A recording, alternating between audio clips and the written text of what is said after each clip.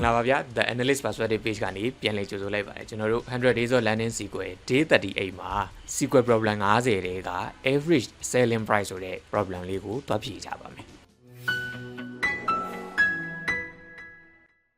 ဆိုတော့ဒီဟာလေးပဲသူက basic aggregation လို့တော့ပြောထားတယ်ဒါပေမဲ့စဉ်းစားစရာလေးတစ်ခုပို့နေတာရှိတယ်ကျွန်တော်တို့ပုံမှန်လုပ်နေကြ aggregation တဲ့နည်းနည်းလေးခက်တယ်ဆိုတော့ကျွန်တော်တို့ရဲ့ table မှာ prices ဆိုတဲ့ table ရှိတယ် unit source ဆိုတဲ့ table ရှိတယ်ထုတ်ချင်တဲ့အဖြေကဘာလဲဆိုတော့ question ကိုဖတ်ကြည့်ရရင် average price တဲ့ average price ကိုမှဘယ်လိုလိုချင်တာလဲဆိုတော့ item 1ကို5ချက်နဲ့တစ်ခါရောင်းတယ်20နဲ့တစ်ခါရောင်းတယ်5ချက်နဲ့အခု100ရောင်းတယ်20နဲ့15ခုရောင်းတယ်အဲ့ဒီနှစ်ခုကြားထဲက average selling price ကိုလိုချင်တာဖြစ်တယ်ပြီးတော့ကျွန်တော်တို့ကပုံမှန် average ဆိုပြီးတော့ပဲတွက်လိုက်မယ်ဆိုရင်ဒီ5ချက်နဲ့20ကြားက25ကိုတဝက်ဝက်ထားတယ်12.25ဆိုတဲ့ဖြေကြီးထွက်လာလိမ့်မယ်ပေါ့နော်ဆိုတော့အဲ့ဒါကမလိုချင်ဘူးကျွန်တော်တို့ကသူကလိုချင်တာကဒီမှာ 6.96 ဆိုတဲ့အဖြေကိုလိုချင်တာဖြစ်တယ်ဒါကြောင့်မလို့ကျွန်တော်တို့တဆင့်ကြော်ပြီးတော့သုံးရမှာဆိုတော့ဒါလေးကိုလိုက်ကြည့်လိုက်ရအောင်ကျွန်တော်တို့ပုံမှန်တော့ select လုပ်ရမယ်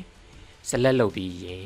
ဘာလုံးမှာလဲဆိုတော့ product ID နဲ့ average price ကိုလိုချင်တာဒါကြောင့်မလို့ product ID ကိုရေးခဲ့မယ်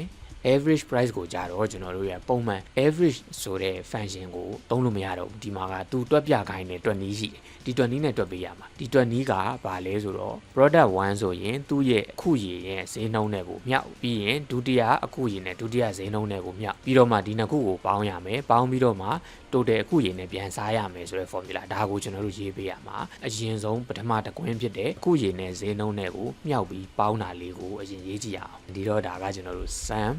အခုရေဆိုတော့ပြီးတော့ဆိုတော့ဒီမှာအခုရေနဲ့ဈေးနှုန်းတွေနဲ့မြောက်ရမှာဆိုတော့ကျွန်တော်တို့စီမှာကအခုရေဘယ်နှခုရောင်းရတယ်လဲဆိုတဲ့ table က unit source ဆိုတဲ့ table ထဲမှာရောက်နေတယ်ဒီတော့ကျွန်တော်တို့ကတခြား table တွေကဒီတာကိုဆွဲလာကြတာဆိုတော့ join တော့လုပ်ပြီးမှရတော့မယ်ဒီတော့အရင်ဆုံး join လေးလုပ်ကြည့်ရအောင်ပါ from prices ဆိုတဲ့ table ကိုကျွန်တော်တို့ T1 လို့ထားခဲ့မယ်ပြီးရင် join unit source ဆိုတဲ့ table ကို T2 လို့ထားခဲ့မယ်ပြီးရင် on ဘာမှ join မလဲဆိုတော့ T1 တော့ product ID နဲ့ equals to T2 တော့ product ID ဆိုပြီးတော့ join ပေးရမယ်ဒီမှာတစ်ခုထပ်ပြီးစဉ်းစားရမှာကဘာလဲဆိုတော့ကျွန်တော်တို့ဈေးနှုန်းကိုသူကဒီ100ရဲ့15ရဲ့ကိုသူ့ရဲ့သက်ဆိုင်တဲ့ဈေးနှုန်းနဲ့ပဲမြှောက်ချင်တာဒီတော့ကျွန်တော်တို့ကဝယ်တဲ့ရက်ကိုကြည့်ရမယ်ကြည့်ပြီးတော့မှဒီရက်ကပထမဈေးနှုန်းနဲ့ရောင်းနေတဲ့ရက်ထဲမှာဆိုရင်တော့9နဲ့မြှောက်ရမယ်ဒုတိယဈေးနှုန်းနဲ့ရောင်းနေတဲ့ရက်ထဲမှာဆိုရင်တော့20နဲ့မြှောက်ရမယ်ဆိုတာကို condition ထည့်ပေးရအောင်မယ်ဆိုတော့ဒီ condition အတွက်ကလွယ်ပါတယ်ဒီ on နေရာမှာ and ဆိုပြီးတော့ T2.purchase date ဝယ်လိုက်တဲ့ရက်ကတဲ့အဲ့ဒီ purchase date ကဘယ်ထဲမှာရှိရမလဲဆိုတော့ between T1.start date ဈေးနှုန်းပြောင်းတဲ့ရက်ကြားထဲမှာရှိရမယ်ပေါ့နော် and T1.end date မှာ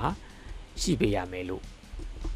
condition လေးထည့်ပေးရအောင်မယ် join ပြီးသွားလို့ရှိရင်ကျွန်တော်တို့ရဲ့အပေါ်ကတွက်ရမယ် calculation ကိုရေးကြည့်အောင် calculation ကဘာလဲဆိုတော့ sum လုပ်ပါမယ်ဘာကိုလုပ်မှာလဲဒီနှစ်ခုမြောက်ထားတယ်မြောက်ချင်းကိုပေါင်းမယ်ဒီနှစ်ခုမြောက်ထားတာဆိုတော့တစ်ခုက100ဆိုတာကဘယ်ကလာမလဲဆိုတော့ T2.units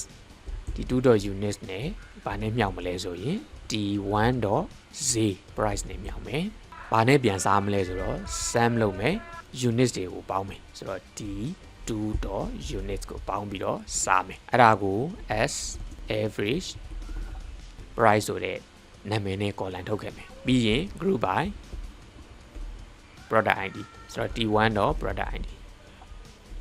ဒီမှာ product ID ရှင်းမှာလဲ T1 လေးပေးခဲ့ရပါမယ်ဆိုတော့ဒါလေးကိုအရင် run ကြည့်ရအောင်ဒါကျွန်တော်တို့အဖြေ average ကကျွန်တော်တို့လုပ်တဲ့ average ကမှန်လားမမှန်လားဆိုတာအရင်စစ်ကြည့်မယ်အဖြေအစဆုံးကတော့မှန်အောင်မဟုတ်သေးဘူးဘာလို့လဲဆိုတော့သူကဒီမှာ2 decimal rounded လေပြောထားသေးတယ်